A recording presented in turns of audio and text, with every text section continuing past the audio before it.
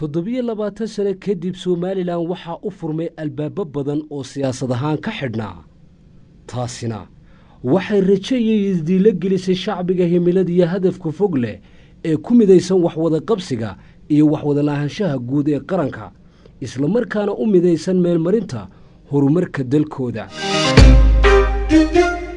walow ay jiraan xiriir darisyadyo heerkoodu sarreeyo oo Somaliland la yeelatay wadamada geeska iyo kuwa gobolka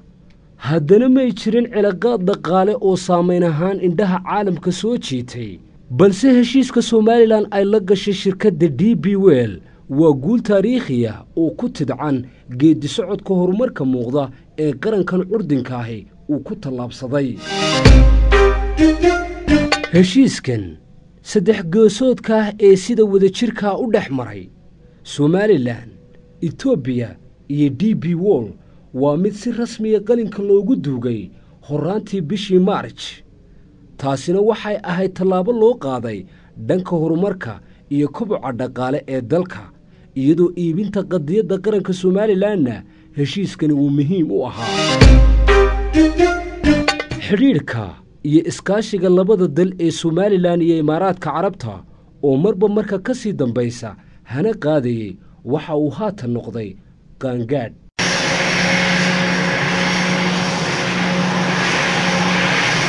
diyaaradan oo loogu talagalay in lagu qaado hogaamiyaasha dunida ee meeqaamkooda iyo sharaftooda kor loo qaadayo si loo muujiyo heerkooda diblomaasiyadeed ayaa ahayd diyaarad khaas ah oo madaxweynaha Somaliland ay u soo direen madaxda Imaaraadka Carabta magaceeduna ahaa A6RJC taasoo muujinaysa kana marakacaysa xiriirka labada dal waa Imaaraadka iyo Somaliland goorsheegtu waxay cagacagaynaysay 24 daqiiqo saacadda bariga Afrika 13 bishii March markii madaarka Cigaal ee caasimadda Hargeysa ay ka hadday diyaaradii qaaday madaxweyne Biixi iyo wafdiga safarkiisa ku wehelinayay safarkan oo suurtagal ay ka dhigtay martiqaad rasmi ah oo ka yimi mas'uuliyiinta Imaaraadka Carabta ayaa ahaa mid qorshihiisa iyo ujeedadiisu ay ka turjumayso xiriir wanaagga Somaliland iyo Imaaraadka Carabta waxaan qayb ka ahaa wafdiga madaxweynaha Somaliland waxaanan ahaa saxafiga keliyata ee u xilsaarnaa soo gudbinta iyo soo tabinta dhacdooyinka shaqo ee madaxweynaha uga qorshaysan safarkiisan 3 saacadood iyo 45 daqiiqo kadib waxaanu ka degnay gagid diyaaradeed oo gaar u ah madaxda soo booqata dalkan isu taga Imaaraadka Carabta diyaaradda hoosteeda waxaa ku sugnaa madax badan oo masabyo kala duwan ka haya dawladda Imaaraadka si diiran oo kal iyo laab ah ay madaxweyne Biixi madaxdaasi u qaabileen daqiiqada ka bacdi madaxweynaha waxaa la geeyay qolka nasashada halkaas oo si xog waraysi kooban uu ku dhex maray mas'uuliyiinta labada dhinac kuwani waa baabuurta loo diyaariyay isla markaana lagu galbinayay wafdiga uu hogaaminayay madaxweynaha Jamhuuriyadda Somaliland mudane Muuse Biixi Cabdi wafdiga waxaa la geeyay qasri koobsaday qurux iyo bilic oo loo agaasimay in la dejiyo wufuudda heer caalami ee dunida waxaanu wax yar ka durugsanaa bugcadda looga arrimiyo dalka isku taga Imaaraadka Carabta farxad weyn bay noo tahay inaanu ku soo dhaweyno dalka isku taga Imaaraadka Carabta magaalo madaxdeeda Abu Dhabi wafdi uu hogaaminayay madaxweynaha Somaliland Muuse Biixi Cabdi sida waxa ay sheegay safiirka Somaliland u fadhiya isku taga Imaaraadka Carabta Baashe Cawil Cumar isagoo hadalkiisa sii watana waxa uu yiri wafdiga madaxweyne muddada ay joogaan waxay la kulmi doonaan madaxda ka tirsan dalka Imaaraadka waxaanay ku yimaadeen martiqaad ay ka heleen madaxdan cilaaqaadka ka dhexeeya dalka Imaaraadka iyo Jamhuuriyadda Somaliland wuxuu yahay cilaaqaad soo jireena oo taariikh far badan leh waxaanay labada dal lahaayeen xiriir soo jireen oo ganacsiga haday noqoto xagga amniga haday noqoto iyo xag kastaba marka safarkani waa safarkii ugu horreeyay ee madaxweynaha jamhuuriyadda somalilan uu ku yimaado muddadii intii loo doortay jagada madaxweynenimada. maalinimo arbaco ah 14 bishii maarij madaxweynaha somalilan muuse biixi cabdi waxa uu qasriga looga arrimiyo dalka isku tagga imaaraadka carabta ku qaabilay ra'iisul wasaare ku-xigeenka ahna wasiirka madaxtooyada dalka sheekh masuur bin sayid al nahyan sidoo kalena ah mulkiilaha kooxda kubadda cagta ingiriiska ee Manchester City waxaanay labada mas'uul ka wada hadleen kana wada xaajoodeen xiriirka walaaltinimo ganacsi iyo siyaasadeed iyagoo ku dheeraaday sidii loo kobcin lahaa xiriirka ka dhaxeeya labada dal. kulankan waxaa diiradda lagu saaray sidii Somaliland wax lagala qaban lahaa arrimaha dhaqan-dhaqaale iyo fududeynta isku socodka labada bulsho ee labada dal ku kala dhaqan.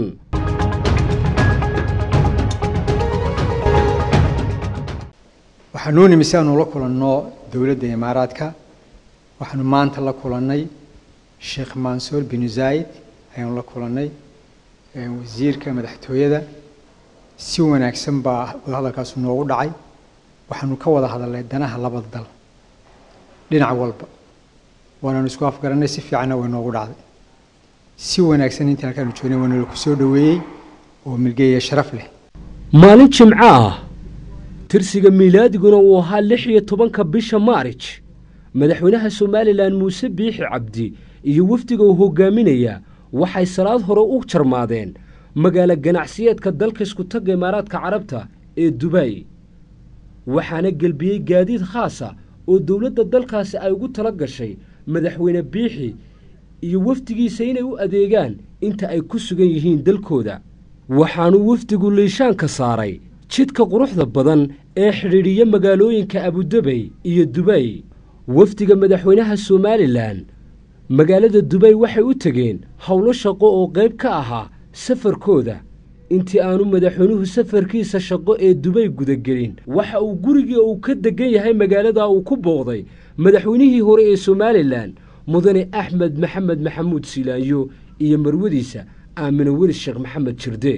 waxaanay wada qaateen waqti kooban oo ay kaga wada hadleen xaaladii guud ee dalka Somaliland iyo waxyaabaha uga qabsoomay safarka madaxweynuhu uu ku joogo dalka isku tagga imaaraadka carabta iyo halka ay marayso mashaariicda horumarineed ee Somaliland iyo imaaraadku ay wadaagaan. waxaanu sii wadnay socdaalkaygii magaalada Dubai madaxweynaha Somaliland muuse biixi cabdi iyo wafdigiisa waxa harimo sharafeed ugu sameeyay hotelka Jumeirah Emirate Tower ee magaalada Dubai gudoomiyaha shirkadda DP World Suldaan Axmed bin Sulaym. harimo sharafeedkana waxaa la iskaga xaal wareystay mashaariicda qiimaha badan ee maalgelinta dekadda Berbera iyo sidii loo sii kobcin lahaa guulaha laga gaadhayo maalgelinta Somaliland ay la wadaagayso caalamka ee shirkadda DP World ibafurka ay u tahay. isla 16 bisha maarij madaxweynaha jamhuuriyadda Somaliland muuse biixi cabdi waxa uu tagay xarunta warbaahinta magaalada Dubai waxaanu xog waran ku saabsan qadiyadda Somaliland iyo guulaha ay Somaliland ku tallaabsatay wixii ka dambeeyay markii ay la soo noqotay madax banaanideeda oo ku asteysnayd 18 bishii May 1991 uu siiyay warbaahinta caalamka ee ka hawlgasha dalka imaaraadka carabta ee madasha ku sugnaa. Somaliland is an independent state which got its independence from the Britain in 1960. We joined Somalia, the Italian colony, voluntarily in July 1960 with the aim of liberating the 5 Somali territories under different countries. And in 1991, the Somali Republic has collapsed and Somaliland regained its independence in May 18, 1991. Since that day, 27 years, we have made... Somaliland waxay ahayd 27 sannadood dal madax bannaan waxa noo hirgalay guulo muhiim u ah bulshada reer Somaliland waxaanu qabsanay doorashooyin kor loogu qaaday heerka dimuqraadiyadda qaaradda Afrika iyadoo taasina Somaliland ka dhigtay dalkii hogaaminayay dimuqraadiyadda geeska Afrika. waxaa talada Somaliland u kala dambeeyay 5 madaxweyne. The last election of the presidency, people of Somaliland, the majority of them, 370,000 votes out of the 500 members, elected me as the president. dalkaanu jaarka nahay ee Soomaaliya waxaan ku kala duwannahay nabadgelyada, doorashooyinka iyo haykalka dawladnimo iyo sida loo xalliyo marka uu khilaaf bulsho yimaado. They have known the trust and the power of the voter of the people and the citizens. We have signed the agreement with DP World and the United Arab Emirates for the base in Berbera as a sovereign country and state of Somaliland, and it will be implemented by our government. wasiirka arrimaha dibadda Somaliland Dr. Saad Cali Shire ayaa sharaxaad cilmiyeysan ka bixiyay jiritaanka Somaliland iyo guulaha ay ku talaabsatay mar warbaahinta caalamka kula hadlayay xarunta warbaahinta Dubai. Somaliland is not part of the Federal Republic of Somalia. It is not. Somaliland qayb kama aha. Somaliland qayb kama aha Soomaaliya. Jamhuuriyadda Somaliland waxay leedahay qawaaniin ay ku dhaqanto. Sharciyada lagu xukumo dalka Soomaaliyana qayb kama aha. Party to the federal constitution. The Somalia parliament does not represent Somaliland people. And Somalia Prime Minister and President have no jurisdiction over Somaliland. Somaliland waa qaran madax bannaan oo shacabkeedu u tashadeen masiirkooda madax bannaanidooda ku qotoma iyo kamira dhalinta qadiyadooda ku aadan inay noqdaan qaran madax bannaan oo beesha caalamka kamida. Outside the authority of the elected president and the elected parliament in Somaliland. And Somaliland was an independent country. intii madaxweynaha Somaliland mudane biixi uu ku sugnaa Imaaraadka Carabta socdaalkiisa iyo guud ahaanba qadiyadda Somaliland waxaa si dhow ula socday warbaahinta caalamka iyagoo si xeel dheerna uga faalooday horumarka ay Somaliland ku talaabsatay iyo guulaha u hirgalay jamhuuriyaddan aan ictiraafka ka haysan beesha caalamka ee iskeed u noqotay mucjisada dimuqraadiyadda qaaradda Afrika. telefishinno badan idaacado iyo wargeyso caalamka laga leeyahay iyo website qoraalkooda aad loo akhristo ayaa soo baahinayay dhacdooyin cajiib ah oo safarka madaxweynaha iyo guulaha Somalilandba ku taxalluqay taasoo indhaha caalamkana ku soo xidhay Somaliland tan horumarka guulaha leh gaadhay. safarka madaxweynaha Somaliland uu ku yimid Imaaraadka Carabta ayaa koboc diblomaasiyadeed ku riday siyaasadda arrimaha dibadda ee Somaliland.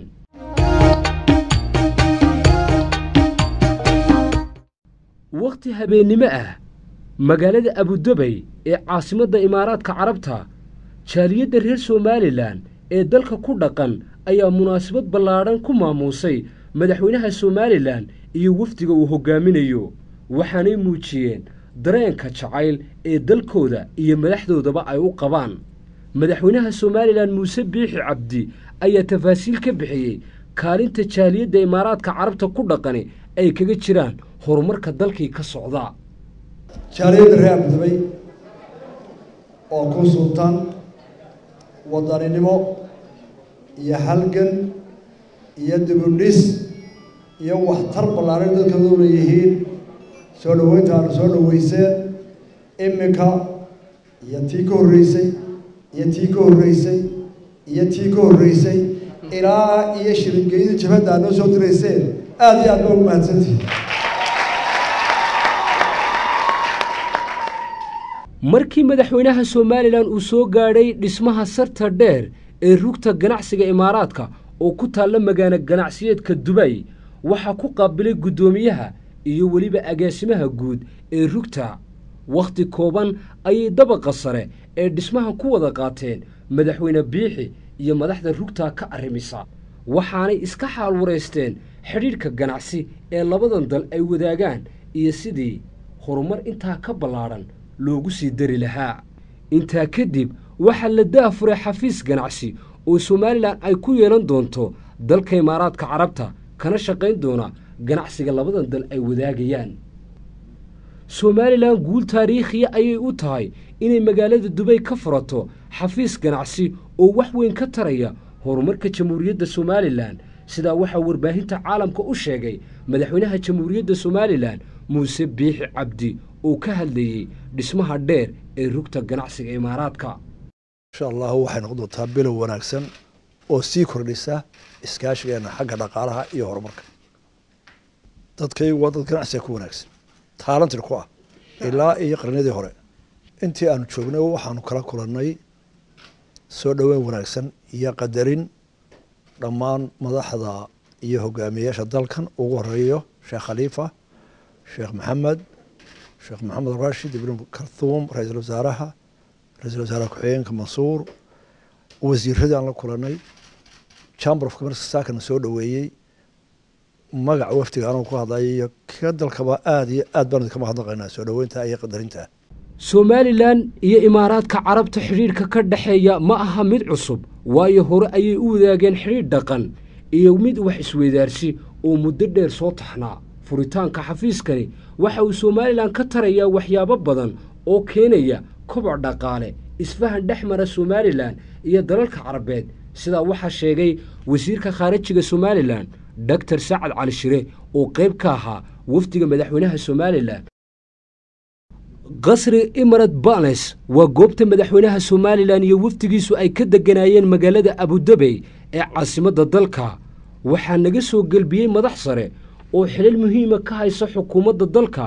waxaanay noo soo galbiyeen madaar gaar ah oo madaxda dalkaasi ay ka duulaan kana soo degaan, halkaasoo ay diyaar noogu ahayd diyaaraddii khaaska ahayd ee Imaaraadka Carabtu ay ugu tala galeen inay wafdiga madaxweynaha Somalilan u soo qaado caasimadda Hargeysa.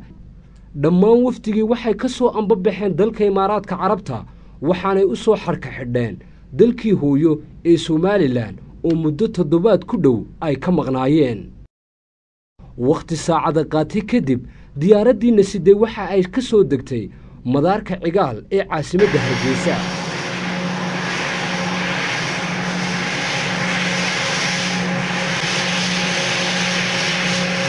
waxaana diyaaradda hoosteeda wafdiga madaxweyne Muuse Biixi Cabdi ku qaabilay madaxweyne ku-xigeenka Jamhuuriyadda Somalilan, badi golaha wasiirada dalka, shirgudoonka golayaasha qaranka